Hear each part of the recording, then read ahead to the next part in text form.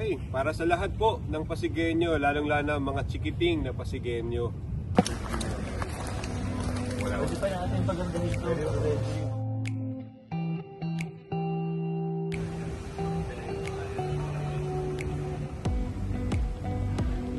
Area na yun, nakirap ko na naman yung nilagay na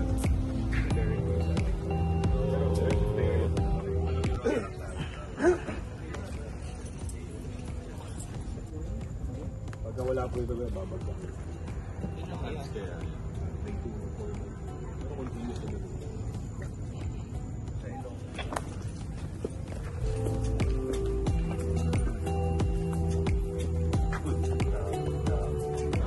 Hindi natin homebreak.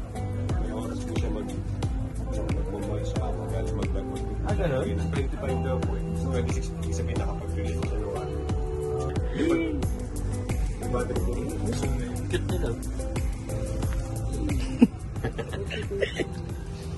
Colors na gusto nila. Mahal sa lang. Parang 100 gig. Pagkuha na tayo mag-trip.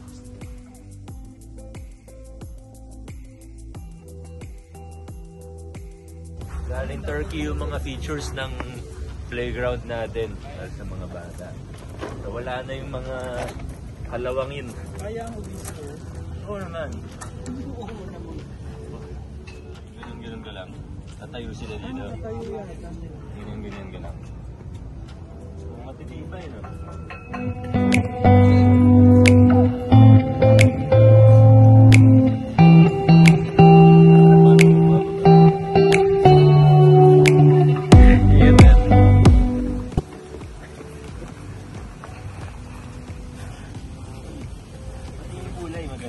Maganda.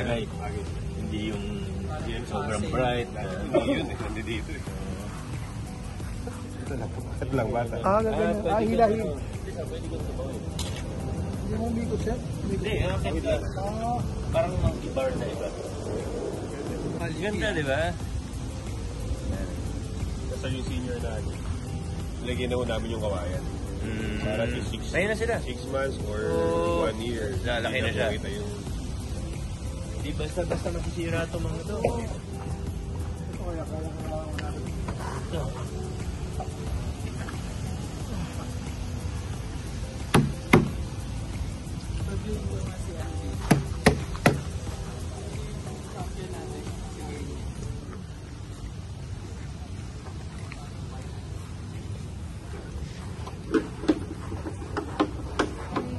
para sa lahat po ng Pasigueño, lalong-lalo ang mga chikiting na Pasigueño. Bukas na po ang Kiddie Playland dito sa May Bunga Rainforest Park.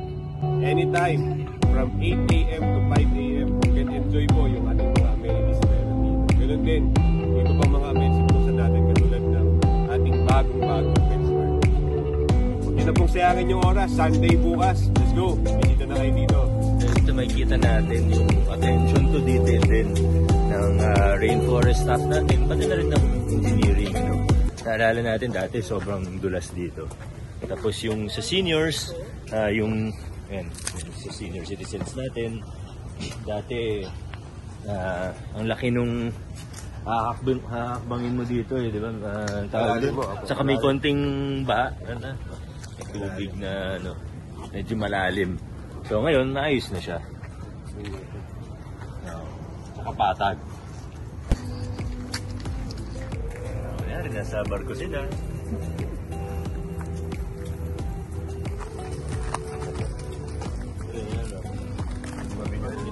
Exercise.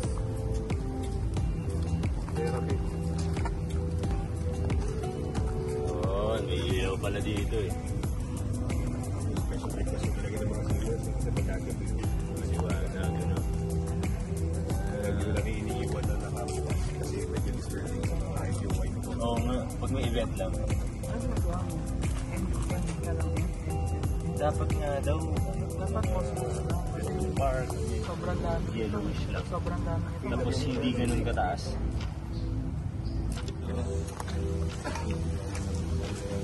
Ha? Tatapak ako dito? Pwede yan. Ganyan? Ganyan? Ano pang bogey?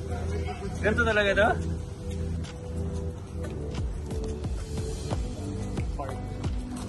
Ayun. Actually, nagkaroon na interest yung nutritionist natin. Dito. Nag-schedule sila rito. Ano lang. Pwede. Ang senior na lang, pambugi.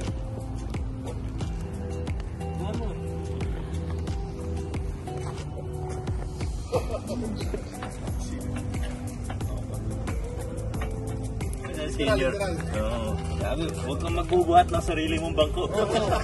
Sorry na matatanda.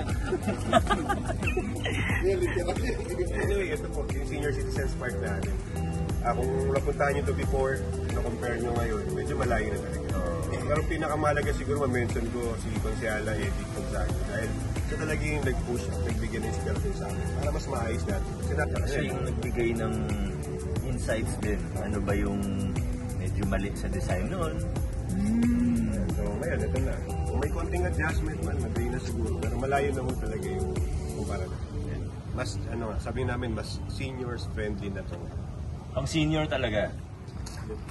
Ganda ng liwanag. Baka madulas talaga. Parang nasa Tapalun ka resort. pa hanggang ganun. Parang di ka. Parang nasa resort. Nare-rent rin to, Sir Patrick. Yes. Pero mga bagaan, Tama. 2,500. Isang... 3-4 hours later. Wow. Yun ang siguro ang pinakamurang events place sa buong Pasig. Di ba? Wala ka naman mahanap na ganito kalaki. Dinner, relax. Yung CR, kasya na ang wheelchair. Ano lang yung mga pangit ng senior. Dati hindi kasya wheelchair. Okay. Talaga yung Kasi design siya. hindi lang senior. Disability 20. Testing para mag-ipansin. Ano na? Hindi lang, yung hakbang na lang sa mundo. Ganyan na. Ah, ito. Talagang mura yung pagpapagawa. Ang dami ng ginawa, mura natin. 26M lahat. 6.7. Lahat na yun. Yan, ito mo ng daming ginawa. Ano, kasama yung features. Ito yung lumang structure. Pero, Ceiling ko, nice natin yung ceiling. nire-reinforce. Ito bago yun. Tinanong natin yung senior citizens mo ano yung kailangan nila. Hindi po ito plano ni Patrick. Hindi yung gawa lang ng gawa.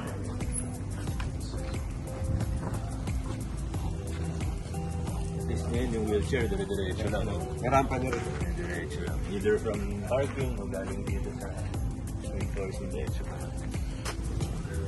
Ganda. Ang layo. Ang layo. Tayo ka dito. Ang international siya. Diba? Why this? Ganda. Yung mga ibang ano na lang, ibang areas pag naayos. Ito po, yung boating lagoon no, nandun yung design. Pero hindi po siya parang pool. Clear lang yung water. Try natin na koi fish na yung ilagay.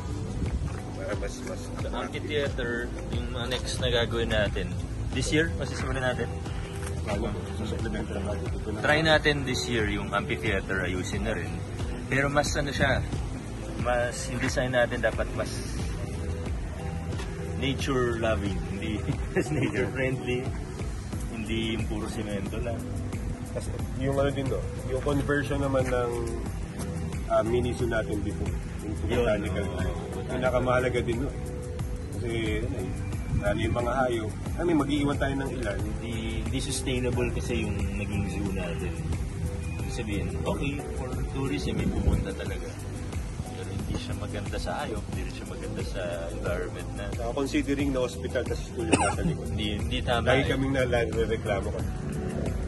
Amoy na amoy talaga yung mga so ngayon, pag naayos na botanical garden, mas tugma. Yes. Additional. Hindi lang po yung mayor, hindi lang botanical garden basta-basta. I-house natin yung mga endemic or native trees ng Pilipinas. Yun, Doon, no. for educational purposes. Kasi Yung nababae. yung mga bata, ano yung banaba, ano yung ganito, ano yung ganyan. So doon, medyo, imbis na hayo, puno naman ang titigan. So, yun yung amphitheater, and then yung zoo, and then yung mga swimming facilities. Yung pool naman, ako, kung magde-design ako nito from zero, ewan ko, Sir Patrick, kung agree ka, hindi ako maglalagay ng pool. Kasi, ano siya eh, hindi naman natural feature ang swimming pool.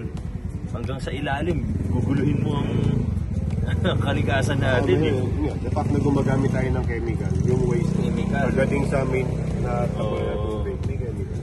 Kaso lang, Tayo lang po yung nagbibigay ng pinakamurang nandiyan na siya. area din para Hindi sa... naman, ang hirap din tanggalin na. Tsaka ginagamit ko ng Pasig Swim na rin. Yun Yung din, training isa pa area. yun. Hindi lang sila, pati RTU swimming bago nag-squad, hindi nag-training. So maraming gumagawa. Ito kasama rin sa pinaayos. Pero ang nakalimutan ko, yung sabi ko yung mga next, di ba? Yung amphitheater, yung swimming areas. Kasama rin to, yung lagoon natin. So yan, yung mga pictures ng design. Ano to? Bato lang yan. Bato lang ba? Ano yung dinesign lang nila? Mukhang hindi naman mga... Magiging ganyan talaga. Ay, wala na yan eh. Oh. Bato lang po. Picture lang yan ha. Hindi siya ganyan, baka akala niyo full Baka na. akala niyo maging pool, hindi. Ano lang. Yung tubig, ganyan rin halos kulay. Mas koi fish. Yung concept lang. Uniform lang siya sa series. Hindi ko parang nalibig. Pero nga, yung Buting Lagoon Pavilion, papatay natin pangalan para ma-approve na lang. Alam mo kung hindi na problema. Tilapia po. Pagka nirenovate, tatanggalan yun. Yung mga konting-konting tubig yan. Pero once na nag-operate mo rin, basta may isda lang. Sa may isda, ano? Kasi dati po, dyan nag-iitlog, yan. Kita-kita sa ilalim eh. Eh pagkagabi din no, pag maliwanag ang buwan, nasa ilalim lang mo ang isda. Tsaka kaysa chemical ng chemical. Eh, iisip ko ng mga kasama namin, anong solusyon? Yun lang talaga. Nagkagay yung tilapia. Bastahan tayo. Hindi naman nawawala yung tilapia. Hindi natin priority yung kinikita. Ang priority, ginagamit ang pera ng taong bayan sa tama, para sa tao, para sa Pasigenyo.